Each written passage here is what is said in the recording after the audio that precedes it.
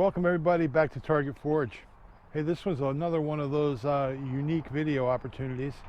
Some of the partners that we're developing target fun targets for you guys with have asked me, what in the heck are you guys testing with?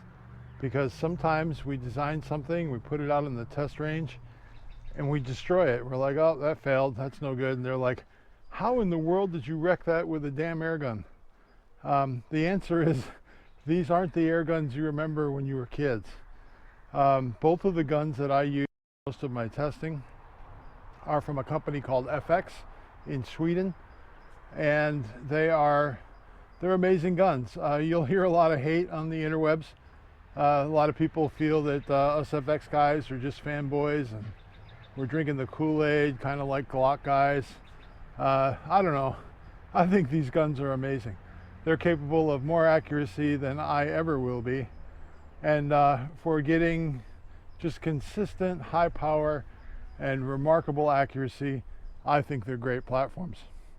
But it doesn't end with the gun. You really need a good piece of glass on there as well. So this is the FX Crown. This is in 22 caliber. It does have the 600 millimeter barrel, and it is just a gorgeous, gorgeous gun. Laminated stock by Manelli. Both of them have the same bottle. The glass on here is a Hawk Sidewinder. Sidewinder because the parallax is here. This is something many of you powder guys won't have much experience with because you're not used to focusing in close. These scopes are capable of going in as close as 10 yards and as far out as you want to go. That's the way they're designed. These are both considered, this is probably a mid-level glass. This is upper mid-level, starting to get into the higher end glass. This scope is actually an element scope. They are somehow related to FX, but it was created by some of the best minds in the airgun sport. Matt Dubber in South Africa and Ted Beer of Ted's Holdover on YouTube. It's a remarkable piece of glass. I just put this on yesterday, took off my ATN, watch my video on scope fatigue and tell me what you think. But the FX Impact, this is currently the Mark II. There is an improved version of the Mark II out now with a power plenum in here. And once you go down this rabbit hole, you'll never be the same. This gun is so customizable and so modifiable. It's like a hot rod of the airgun world, and there really isn't anything you can't tinker with. It takes AR grips.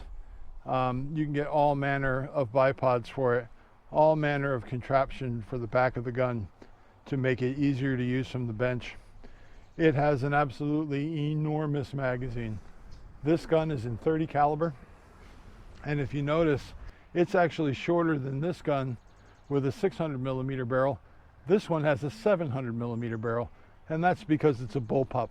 The action's clear back here on this gun, where the action stops here on this conventional stock. Just wanted to give you guys a general introduction to what are considered high-end air guns. I know Cody had mentioned that he saw some pretty big price disparity in the airgun market, and that's true. There is quite a bit of price disparity, and these are not all the way at the top, but they're getting close. These won't set you back as much as a really high-end 10-meter gun or something from one of our German friends will, but I'll tell you what, I can't shoot better than these, so they're kind of perfect for me. But these guns are both regulated. So the air pressure that's actually used for the metering system sits behind the bottle.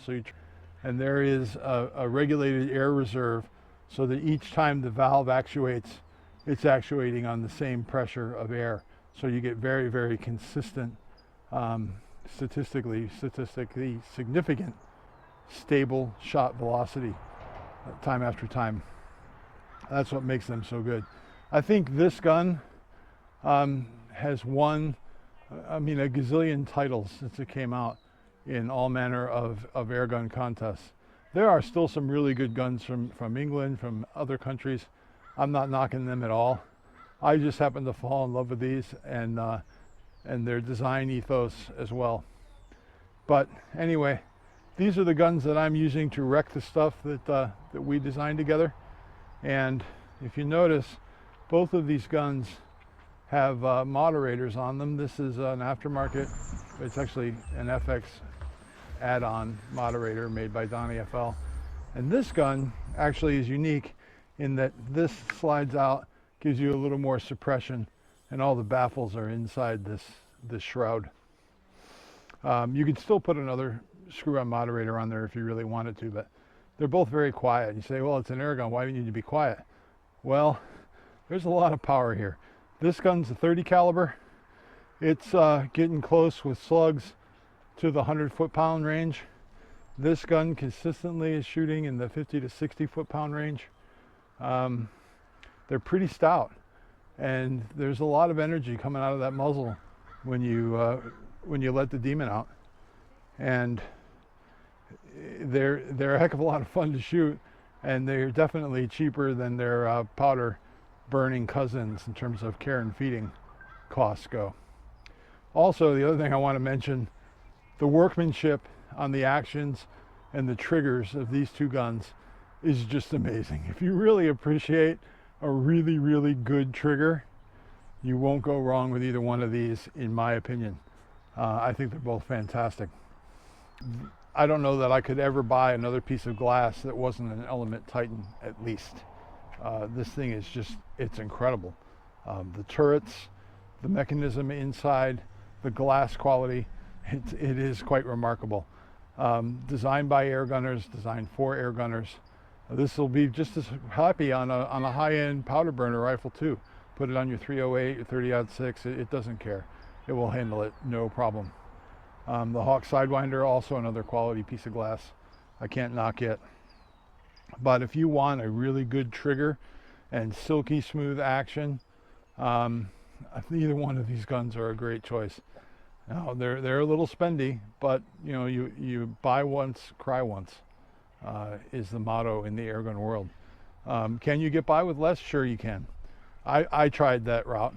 I started out buying less expensive PCP guns. Well, first Springers. I had a bunch of Springers in my collection. And then I was like, oh yeah, that's okay, but you got to hold them a special way, blah, blah, blah. They feel kind of finicky. So then I started into the PCB world, which that's pre-charged pneumatic. And you know, there's a little bit more equipment involved with owning a PCP gun, but at the same time, it's a much more pleasurable shooting experience to me. This is all my opinion here.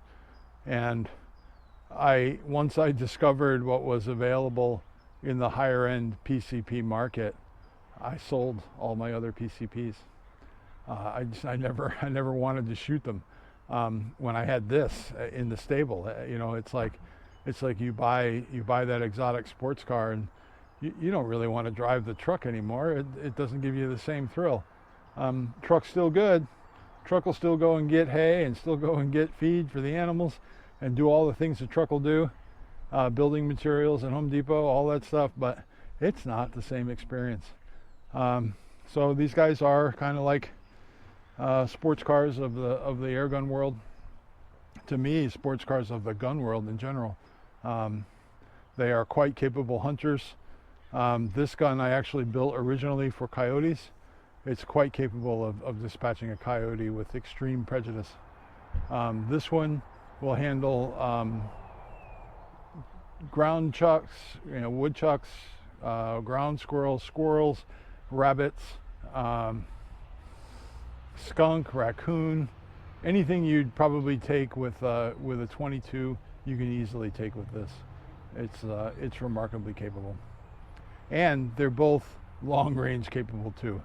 Both of these guns will shoot out well past 150 yards, which people hear that, they're like, what, an air gun at 150 yards? Yeah, even further. Once you get into this world, you'll see that there are people like Up North Air Gunner, 68 Whiskey on YouTube. They are shooting these guns to fantastic ranges and hitting targets, you know, regularly. It's ridiculous. They've all got really good scope cam footage to prove it too. So check them out. Anyway, that's what we're using here at Target Forge. And I really appreciate you guys watching, and we're going to get some more prototypes to you guys so that we can try and fix this recent problem and get on the path again and get our airgun brethren some good targets to shoot. Thanks. Have a great day. Remember, be a light in the darkness. Bye-bye.